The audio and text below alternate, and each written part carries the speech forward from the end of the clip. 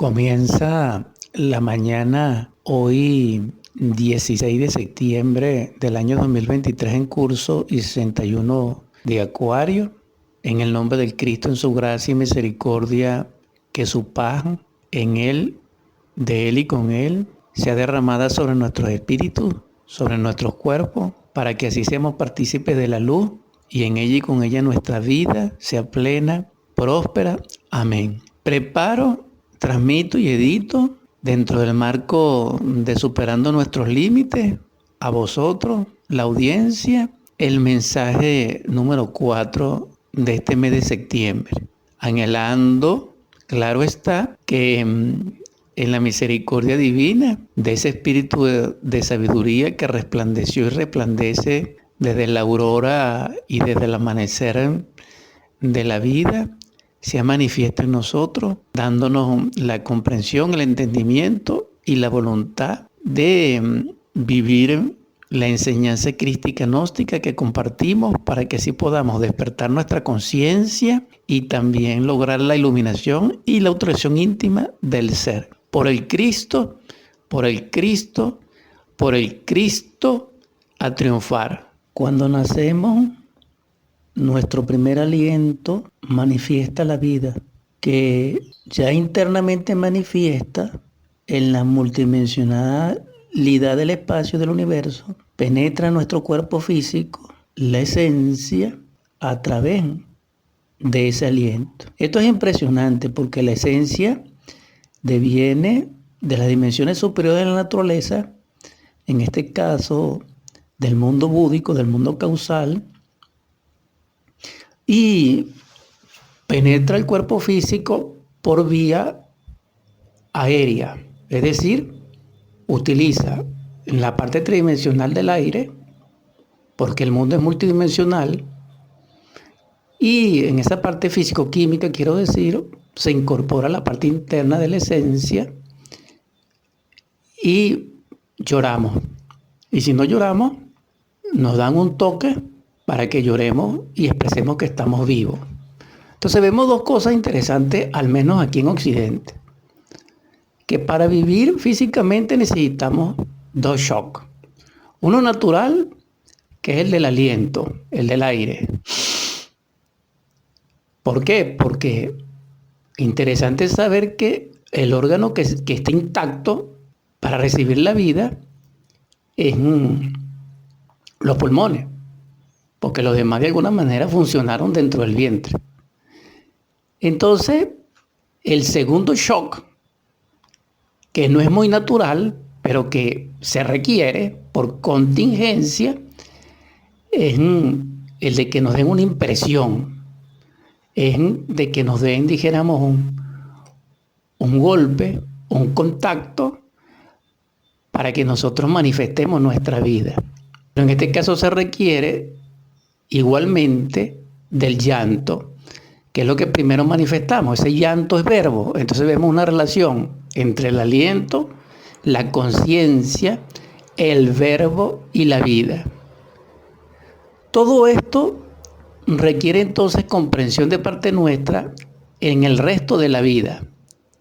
En otras palabras, que para que nuestra vida sea próspera, para que nuestra vida sea, digamos, multiplicada en lo que es ser brillante, en lo que es la iluminación, en lo que es en Dios de gracia, exitosamente en la tierra, requerimos entonces de cuidar el aliento, de cuidar el verbo, la palabra, y de cuidar nuestro cuerpo.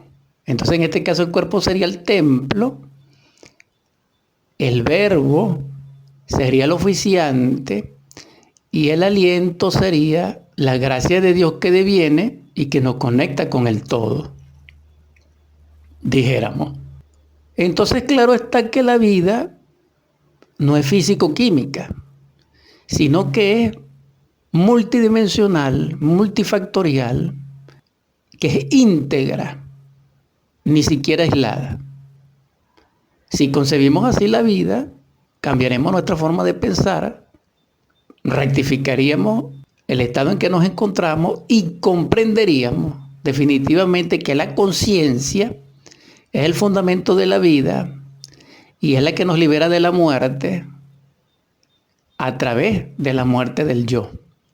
Es decir, que a través de la muerte psicológica, de la aniquilación budista, de la aniquilación del yo, de la disolución de los agregados psicológicos, de la negación de sí mismo, es que podemos permanecer en la vida tal como ella es.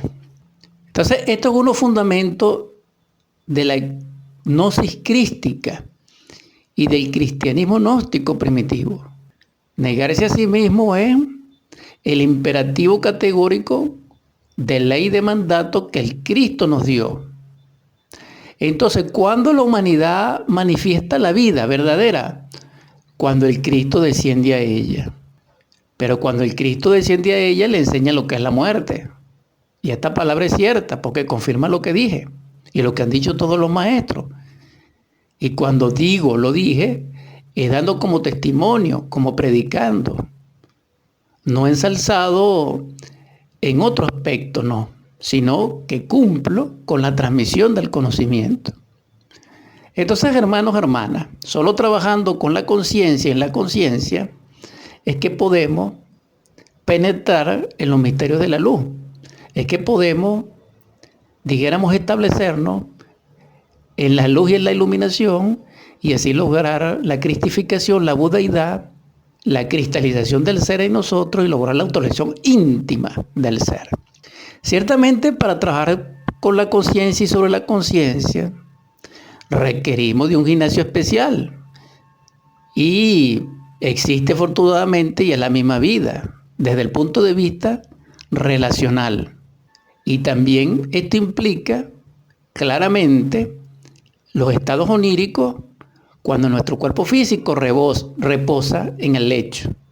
Entonces, ambos estados, uno, en conciencia de vigilia, aquí y ahora, dijéramos, y dos, en el estado de conciencia de sueño profundo. Aunque ciertamente, en el estado en que nosotros estamos de inconsciencia, ambos son iguales. La diferencia la hice como indicar la palabra, como para explicar el asunto en un contexto claro. Pero sin embargo, en el estado en que estamos, repito, de inconsciencia, estamos en el estado de sueño profundo que necesitamos despertar. Si despertamos, entonces estamos en el estado de vigilia. Ese sería el trabajo con la conciencia, pero ese trabajo empezaría estando atentos aquí y ahora, que nuestra atención sea liberada de compromisos personales y del mundo. Y bajo esa percepción de nuestra conciencia ávida de la luz, de nuestra conciencia impregnada del anhelo, del entusiasmo por la luz, de los misterios, es decir, anhelante en fe, puede utilizar la atención para que nos autoobservemos. Entonces la autoobservación aquí es maravillosa porque se va a activar ese sentido que nos va a permitir comenzar el trabajo sobre la autoexploración, sobre la aniquilación del yo, sobre el negarnos a sí mismos. Y ahí comienza el trabajo, ahí comienza la vida verdadera. Hermano, hermana, llamado eres, paz inverencial.